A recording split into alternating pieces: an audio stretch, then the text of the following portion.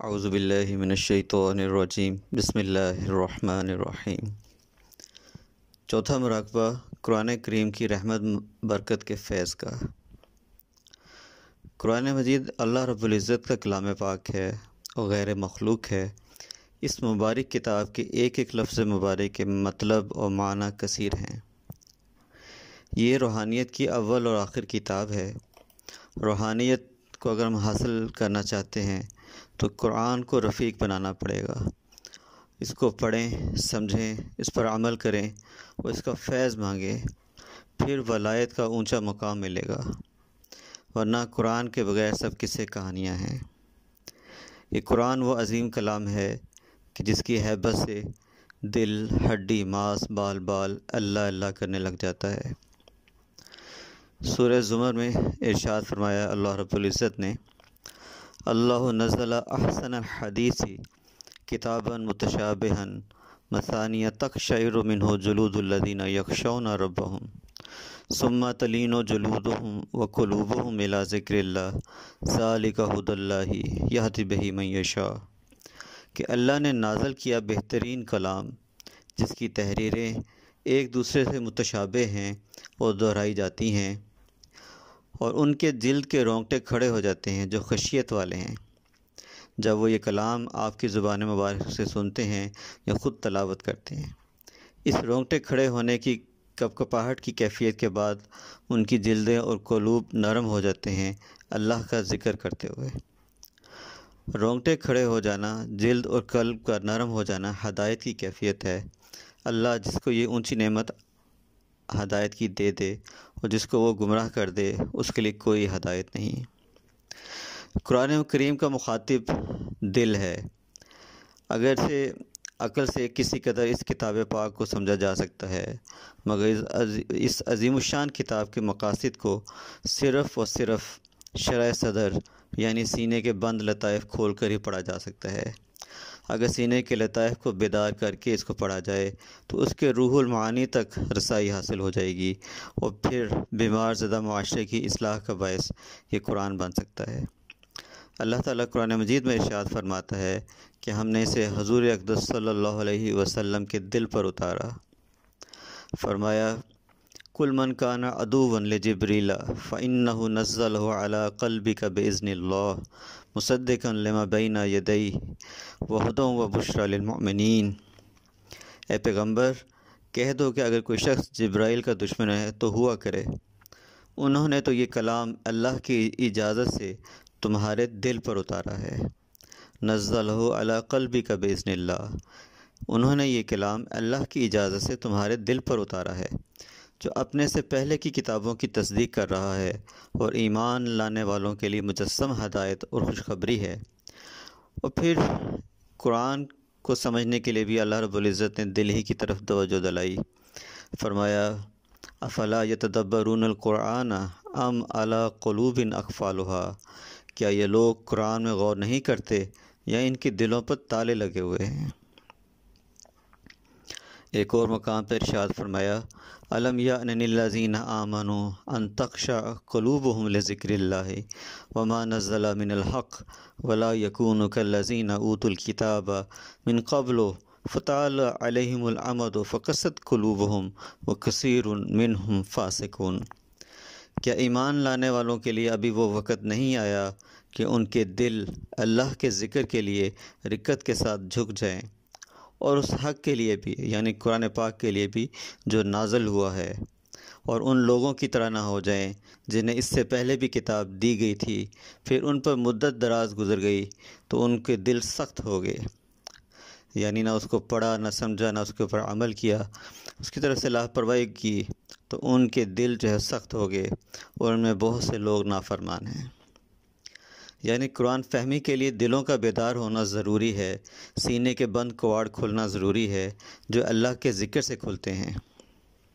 ایک حدیث مبارکہ میں آپ صلی اللہ علیہ وسلم کی یہ دعا ہے کہ اللہم افتح اقفال قلوبنا بذکرک، اے اللہ اپنے ذکر سے ہمارے دلوں کے قفل کھول دے۔ اور حضرت علی رضی اللہ عنہ سے بھی ایک روایت ہے، فرمایا اللہم افتح مسامع قلبی لذکرک، اے اللہ اپنے ذکر سے میرے دل کے کان کھول دے، ورزقنی طاعتک، اور مجھے اپنی فرما برداری، و طاعت رسولک، اور اپنے رسول کی تابع داری نصیب فرما دیجیے، و عملاً بکتابک، اور اپنی مقدس کتاب قرآن مجید پر عمل کی توفیق دے دیجیے۔ تو جب سینے کے لطائف اللہ کے ذکر سے جاری ہو جاتے ہیں تو پھر قرآن کے نرالے اسرار و رموز سامنے آتے ہیں۔ فطرت انسانی اور قرآن حکیم میں ہم آہنگی بہت ضروری ہے۔ قرآنی احکامات پر اس کی روح کے مطابق عمل پیرا ہونے کے لیے انسانی فطرت کو بحال کرنا ضروری ہے۔ یہ مکفل دل کے بند کواڑ کو اللہ کے ذکر سے کھولنا ضروری ہے، جس سے تدبر قلبی نصیب ہوگا، سینے پر قرآن کریم کی آیات کے معنی کھلیں گے اور قرآن کریم رحمت بن کر زحمتوں سے بچاؤ کا سبب بنے گا انشاءاللہ۔ یہ ایک حقیقت ہے کہ قرآن صرف کتاب نہیں، کچھ اور ہی چیز ہے۔ جب یہ جان میں اتر جاتی ہے تو جان کچھ اور ہو جاتی ہے، یعنی انسان کو بدل ڈالتی ہے، اور جب انسان بدل جاتا ہے تو پھر جہان ہی بدل جاتا ہے۔ جب یہ قرآن کسی کے باطن میں سرایت کرتا ہے تو اس کے اندر کی دنیا ہلا دیتا ہے، اس کے اندر ایک عظیم انقلاب آ جاتا ہے، اس کی سوچ، اس کا فکر، اس کے نظریات بدل جاتے ہیں، اس کی اقدار، اس کا نقطہ نظر اور زاویہ نگاہ تبدیل ہو جاتا ہے۔ اب گویا کہ وہ مکمل طور پر ایک بدلا ہوا انسان ہے، اور اس کے اندر سے جو یہ تبدیلی ابھری ہے، یہی در حقیقت صحیح طور پر خارجی میں ایک تبدیلی برپا کر دے گی، دنیا میں ایک تبدیلی برپا کر دے گی، اور اسی طرح وہ تمام غلط رویے اور تمام غلط اعمال خود بخود ٹھیک ہوتے چلے جائیں گے، کیونکہ اندر سے ان کو غذا دینے والی جڑیں اب کاٹی جا چکی ہیں۔ حضرت عثمان غنی رضی اللہ تعالیٰ عنہ فرماتے تھے کہ اگر تمہارے دل صاف ہوتے تو قرآن مجید پڑھنے سے کبھی نہ بھرتے۔ حضرت عبداللہ بن مسعود رضی اللہ عنہ فرماتے ہیں قرآن کو یوں مت بھگتاؤ جس طرح اشعار بھگتائے جاتے ہیں، نہ اس کو یوں بکھیرو جیسے ردی کھجور دھری جاتی ہے، بلکہ اس کے عجائب و رخ جایا کرو، اس کے ساتھ دلوں کو جنبش دیا کرو۔ یہ قرآن نسخہ شفا ہے، اور اس میں ہماری روحانی بیماریوں کی شفا ہے جو ہمارے سینوں میں موجود ہیں۔ قرآن کریم میں کئی مقامات پر اللہ رب العزت نے اس کی طرف توجہ دلائی، فرمایا وَيَشْفِ صُدُورَ قَوْمٍ مُؤْمِنِينَ، اور ایک اور جگہ پہ فرمایا وَشِفَاءٌ لِمَا فِي الصُّدُورِ، اور پھر فرمایا وَنُنَزِّلُ مِنَ الْقُرْآنِ مَا هُوَ شِفَاءٌ وَرَحْمَةٌ لِلْمُؤْمِنِينَ، اور قُلْ هُوَ لِلَّذِينَ آمَنُوا هُدًى وَشِفَاءٌ۔ تو یہ نسخہ شفا ہے جو دلوں کو دھو دیا کرتا ہے، مگر اس کے لیے اسے زبان سے نیچے دل میں اتارنا ہوگا۔ یہ دل تک اتر گیا تو پھر دل کو نورانی بنا دے گا، اور ظاہر و باطن کو نکھار دے گا، اور باطن کی کیفیات جو ہے وہ بدلنا شروع ہو جائیں گی، نکھرنا شروع ہو جائیں گی۔ صحابہ کرام رضوان اللہ علیہم اجمعین کا قرآن سے لگاؤ خود قرآن بتاتا ہے۔ سورہ غافر میں ارشاد فرمایا وَإِذَا سَمِعُوا مَا أُنزِلَ إِلَى الرَّسُولِ تَرَىٰ أَعْيُنَهُمْ تَفِيضُ مِنَ الدَّمْعِ، اور جب اس چیز کو سنتے ہیں جو رسول پر اتری تو ان کی آنکھوں کو دیکھے گا، تَرَىٰ أَعْيُنَهُمْ، تو ان کی آنکھوں کو دیکھے گا کہ آنسوؤں سے بہتی ہیں، اس لیے کہ انہوں نے حق کو پہچان لیا۔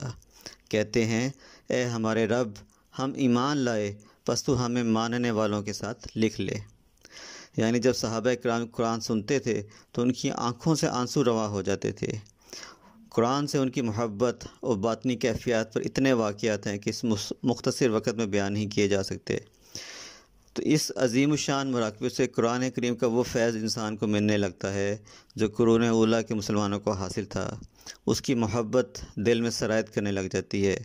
قرآن مجید کے رحمت برکت والے فیض سے سینے پر قرآن کریم کے آیات کے معنی کھلنا شروع ہو جاتے ہیں، اور تدبر قلبی نصیب ہونا شروع ہو جاتا ہے۔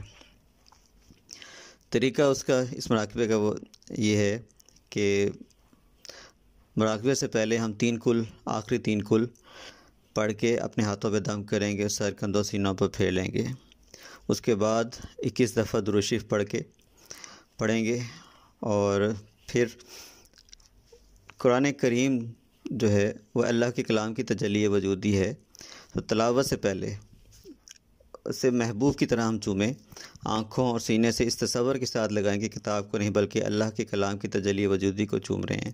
ایک ایک حرف کا فیض مانگ کر تلاوت کریں، پھر سر جھکا کر تصور کریں کہ یہ فیض سلطان الاذکار سے ہوتا ہوا پورے جسم پر بکھر رہا ہے۔ جسم آپ کا یہیں پہ موجود ہے، مگر آپ کی جو روح ہے وہ خانہ کعبہ کے سامنے ہے، اور اللہ کے عرش سے معلیٰ سے فیض روحانی نورانی لہروں کی شکل میں خانہ کعبہ پر اور وہاں سے آپ کے سلطان الاذکار پر آ رہا ہے، اور ایک ٹھنڈک کا احساس آپ کو اس فیض کے آنے سے محسوس ہوگا۔ تو کم از کم 15-20 منٹ بیٹھ کے اس مراقبے کو کریں، اور اللہ سے مراقبے سے پہلے دعا ضرور مانگیں کہ اللہ رکت کے ساتھ کہ اللہ ہمیں قرآن مجید کی رحمت برکت والا فیض عطا فرما۔ جیسا کہ پہلے بھی عرض کیا گیا کہ جسمانی نعمتیں وقت لگانے سے، محنت کرنے سے ملتی ہیں، اور روحانی نعمتیں اللہ کے آگے رونے اور مانگنے سے ملتی ہیں۔ تو رکت کے ساتھ اللہ تعالیٰ سے بھکاری بن کے اس کا فیض مانگیں، بار بار مانگیں، پھر اس مراقبے کو کریں۔ اللہ تعالیٰ ہمیں قرآن مجید کے فیوزات عطا فرمائے۔ جزاک اللہ۔